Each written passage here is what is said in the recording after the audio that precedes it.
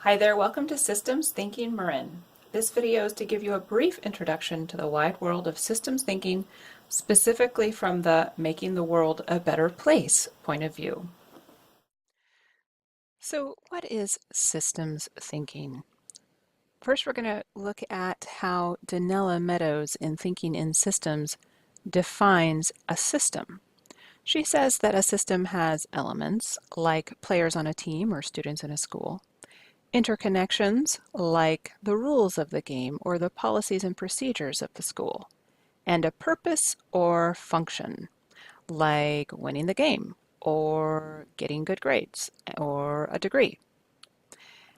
So here we have some spheres to represent the elements, interconnections among the elements, and finally, a purpose or function to the elements of the system. So what is systems thinking? And we're not going to define thinking in this video, but what is systems thinking? And for that, I want to communicate to you three large categories, beginning with systems thinking is about relationships.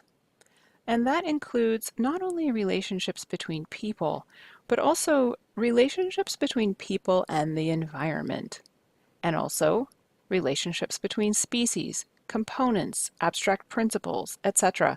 But essentially, as systems thinkers, we're interested in this space in between where relationships happen. Also, systems thinking is about the ability to hold the one and the many at the same time. And that's actually essentially developing a new cognitive capacity that takes immersion again and again into that space of the one and the many. And we'll have an example of that in a minute. And the third large category here is shifting your point of view. So that means going from a short-term perspective to a long-term perspective, from narrow to wide, and from surface or shallow to deep, and from outer to inner. And this last one is a little bit harder to grasp. So this is an image from theoryuautosharmer.com. On the left, we have this little guy who's looking out to the heavens with his telescope, and on the right, he's bending the beam of observation back onto himself. That could be onto his organization or a whole community. So we're going to go back through each of these with the so what question. So here's an example of why we would care about relationships or how we attend to relationships in the world of systems thinking. And again, this is from Theory U. This is a screenshot of a Vimeo video called Otto Scharmer on the 4 levels of listening. And here in the upper left, starting in the upper left, we have listening 1, which they're calling listening from your habits, downloading, reconfirming old opinions and judgments. Listening 2, factual listening, open mind, listening for disconfirming or potentially new data. Listening 3, empathic listening, listening with an open heart, seeing through another person's eyes and allowing for an emotional connection. And finally, listening 4, generative listening, open will, connecting to an emerging future whole, shift in identity and self. And this last one's really interesting because it means that you're listening so deeply that you're open to a potential shift in your sense of identity and self. And that drastically deepens relationships. So our example for holding the one and the many at the same time is, let's say that you're working in this space, zero hunger, providing food to people who lack appropriate access to food. And if you look at this matrix of the UN SDGs, you'll pretty quickly say, I'm working here in number 2, zero hunger by 2030. But you'll also recognize actually our work applies very much to number 3, good health and well-being. But also we're addressing the issues related to poverty, number 1, no poverty by 2030. But of course, poverty is deeply linked to a lack of quality education. And at this point, your mind might do one of two things. It might say, oh gosh, this is too complicated. I'm just going to focus here, number 2, zero hunger.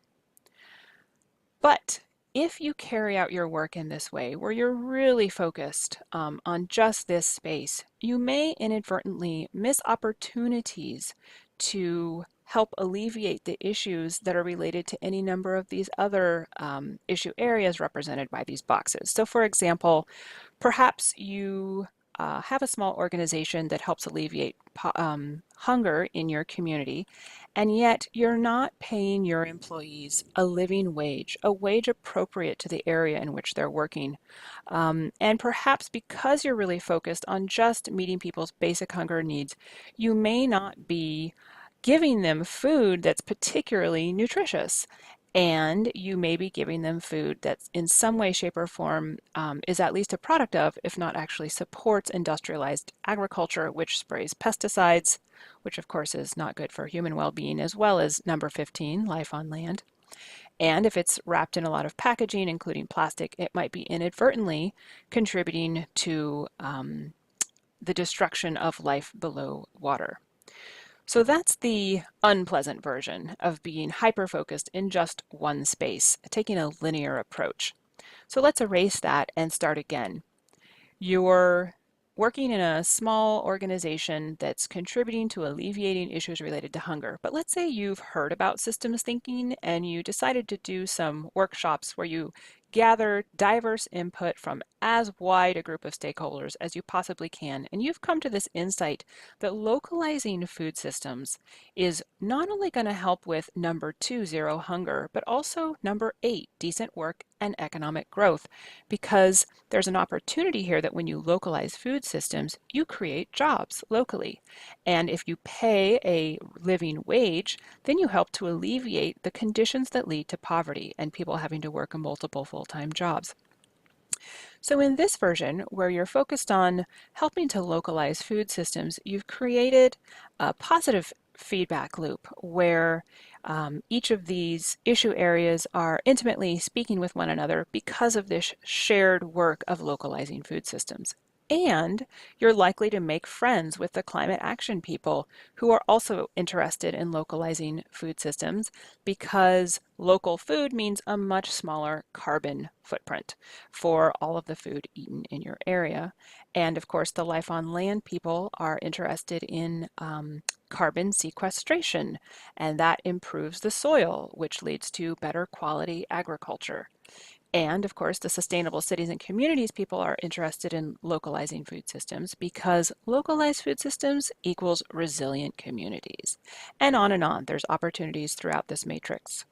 So that's the example of holding the 1, number 2, zero hunger, and the many, making friends across issue areas and coordinating efforts. So that later example was complexity as an opportunity rather than, in the first example, complexity as a barrier or an obstacle. So now we have an example of shifting your point of view, and for that I'm turning to Monica Sharma. She has a book called Radical Transformational Leadership, but I'm actually taking something she said in a workshop that I attended, where she said, you know, in the United States, they say that poor people are poor because they're lazy. But you know, I can tell you that in India, where she's from, poor people are poor because they have bad karma. Both of these are examples of short-term, narrow, and shallow or surface points of view on this very complex issue of poverty and the conditions that lead to poverty. So what about the systems thinking view of poverty? What would be the long-term, wide, and deep view? And for that, we'll turn back to Thinking in Systems, a primer, and Danella Meadows, where she talks about a whole list of systems traps. And one of those systems traps is called success to the successful. In ecological science, this is called the competitive exclusion principle. So that means that two species cannot occupy the exact same niche competing for the exact same resources, because over time one species will inevitably get the upper hand and push out the other. That's a very oversimplified view of ecosystems, which are much more complex, but that illustrates the basic idea. And here she speaks to how this plays out in human systems, saying that to him that hath shall be given. The more the winner wins, the more he, she, or it can win in the future. If the winning takes place in a limited environment such that everything the winner wins is extracted from the losers are gradually bankrupted or forced out or starved. So that's the systems thinking view of poverty and what leads to poverty. And of course, this can happen over generations.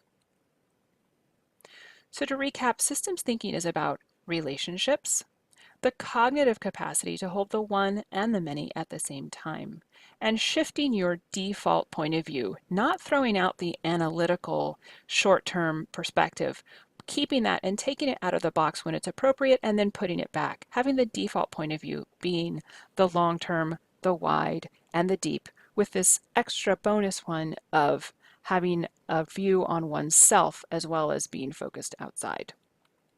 You can go to systemsthinkingmarin.org for more information.